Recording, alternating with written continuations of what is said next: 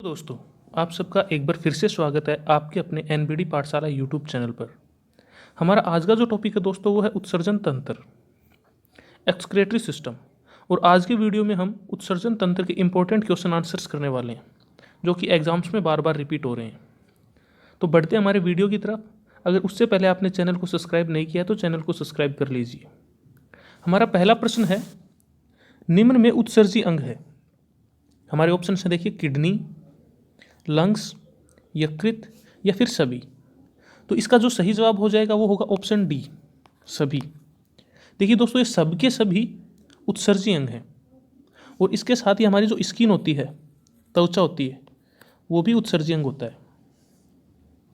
देखते हैं हमारा नेक्स्ट प्रश्न क्या है। उत्सर्जी पदार्थों के आधार पर पक्षी किस वर्ग में आते हैं। तो इस क्वेश्चन को करने से पहले दोस्तों ये जान लेते हैं कि उत्सर्जी पदार्थों के आधार पर वर्ग कितने हैं। और ये वर्ग कितने हैं? 3 हैं। टोटल 3 वर्ग हैं। और ये 3 कौन कौन से हैं? देखिए, इनका नाम है अमीनोटैलिक, यूरियोटैलिक और यूरिकोटैलिक। अब इनको बांटा किस आधार पर गया है? देखिए, जो उत्सर्जी पदार्थ के रूप में अमोनिया का उत्सर्जन करते हैं, किसका? अमोनिया का, उनको बोला जाता है अमीनोटैलिक। और जो यूरिक एसिड का करते हैं, यूरिक एसिड या फिर यूरिक अम्ल, उनको बोला जाता है यूरिकोटैलिक। और जो यूरिया का उत्सर्जन करते हैं उनको बोला जाता है यूरियोटैलिक। तो हमारा क्वेश्चन है कि पक्षी किस वर्ग में आते हैं। तो इसका जो सही जवाब हो जाएगा वो हो जाएगा uricotelic, sorry, option A, uricotelic. साथ ही ह्यूमन बींग्स, जो मनुष्य होते हैं, वो आते हैं यूरियोटैलिक में। आगे बढ़ते हैं। किडनी की कार्यात्मक इकाई क्या है? देखिए, ये जो क्वेश्चन है बहुत ही आसान प्रश्न है, लेकिन एग्जामिनर का सबसे पसंदीदा प्रश्नों में से एक है। इसका जो सही जवाब हो जाएगा वो होगा ऑप्शन बी, नेफ्रॉन। साथ ही दोस्तों ये जान लेते हैं कि मेडुला, कोर्टेक्स और ये न्यूरॉन, ये क्या चीज़ है। तो देखिए, मेडुला और कोर्टेक्स ये दोनों तो क्या है? किडनी के पार्ट है, किडनी के भाग हैं। आंतरिक भाग को अपन मेडुला बोलते हैं और बाहरी भाग को अपन कोर्टेक्स बोलते हैं। और न्यूरॉन्स जो होते हैं, न्यूरॉन्स नर्वस सिस्टम, तंत्रिका तंत्र की कार्यात्मक इकाई होते हैं। हमारा अगला प्रश्न है, स्तनपायी भ्रूण के उत्सर्जनीय उत्पाद किसके द्वारा बाहर फेंके जाते हैं। तो इसका जो सही जवाब हो जाएगा वो होगा ऑप्शन ए, प्लेसेंटा। प्लेसेंटा के द्वारा उत्सर्जनीय उत्पाद बाहर फेंके जाते हैं, फिर बाहर निकाले जाते हैं। अपना अगला प्रश्न है, अमीबा का उत्सर्जी अंग है। देखिए, हमारे ऑप्शन है यकृत, किडनी, फेफड़े या फिर कोई नहीं। तो इसका जो सही जवाब हो जाएगा वो तो होगा ऑप्शन डी, कोई नहीं। अमीबा में कोई भी उत्सर्जी अंग नहीं होता। और इसमें जो उत्सर्जन होता है वो डिफ्यूजन की प्रोसेस से होता है, डिफ्यूजन की प्रोसेस से होता है। साथ ही दोस्तों ये भी जान लेते हैं कि जो हाइड्रा होता है, हाइड्रा, उसमें भी कोई भी उत्सर्जी अंग नहीं होता है। केचुए में कौन सा होता है? केचुए में होता है नेफ्रीडिया, नेफ्रीडिया। ये भी बार बार पूछा जाता है। एक और होता है तिलचट्टा, तिलचट्टे में होता है मेलपिगी नलिकाएं। आगे देखते हैं।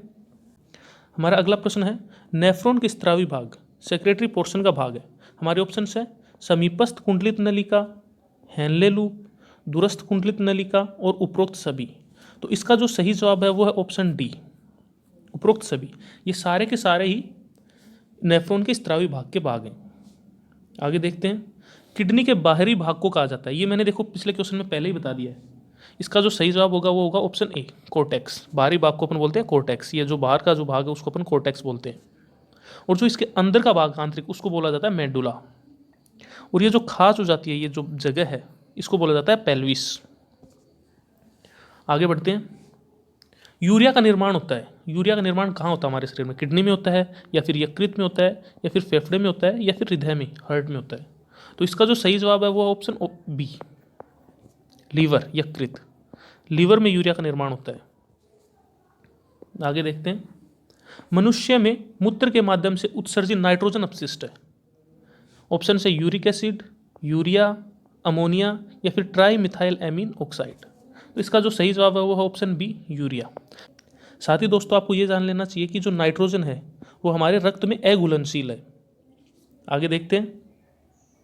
मूत्र की मात्रा को कौन सा हार्मोन नियंत्रित करता है?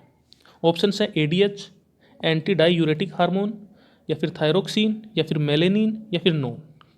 तो इसका सही जवाब होगा वो है option A, anti diuretic hormone.